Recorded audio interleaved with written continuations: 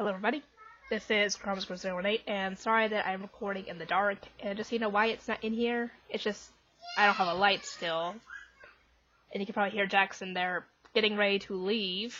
I think she's going to take both of them with her, I'm not sure. She's going to take one of them with her, I don't know which one. Anyway, yeah, I would have gotten a bunch more done today, but I just didn't feel like doing videos. It's a whole debacle I'd rather not talk about, because part of it is settled somewhat. At least I got the information that I needed. But yeah, I didn't do videos because I was afraid I would start crying on camera, and I didn't want that. Because I had already got myself all worked up enough over it. Sorry, I had to shut the cubbyhole door. I got myself all worked up by thinking that they were angry at me, that Travis was angry at me and all that. I got myself all worked up about it. Still haven't heard from Travis because he's at work at the moment, so I'll have to wait on that. So I can... Actually, I'll do that in a second. I need to let him know what I found out and explain. It's just a whole misunderstanding thing. It involved a couple of his friends. It's just a misunderstanding. They thought I was going to do something, and I wasn't. I just made some offhanded comments.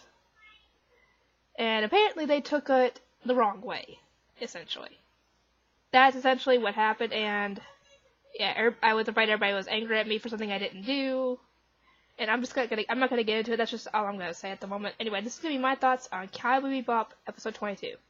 Like I said, I would have gotten this done earlier. I just didn't feel like doing any videos. Anyway, Cowboy Bebop. This episode was quite amusing, considering not only was the antagonist, I guess Andy would be the antagonist in this one? Anti-hero? I don't know. He not only acts like Spike, he kind of looks like him. If he had the same color hair and eyes, he would look just like him. It's freaky. Because I noticed while I was watching, when Faye was talking to him, that his hair kind of looked like Spike. I was like, wait, if he had the same color hair and eyes as Spike, he could be Spike's twin. Which is funny. Which I guess is why he looks like that, because they try to make him out to be like Spike and him were similar, so they made him look like him as well. It was just funny, because Andy is just a stupid, to where he wasn't even paying attention to the information that was given to him on the bounties, like the picture of the person, for example. I mean, that's kind of a given. You need what the person looks like in order to find the right person, otherwise you're going to end up assaulting an innocent person, like he did to Spike several occasions.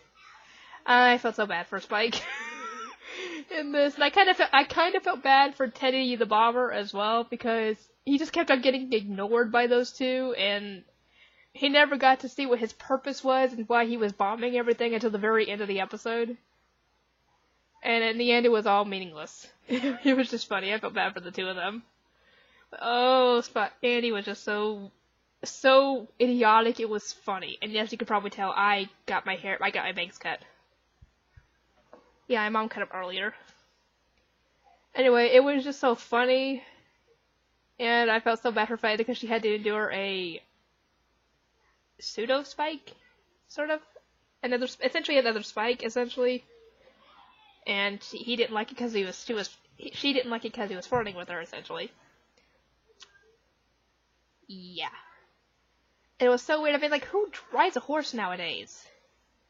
I mean, on the streets in that show. I'd never seen anybody riding horses in the streets. So, yeah, that was kind of really out of place. Jessica, go fix this gate real quick. I will! No, Jackson's gate.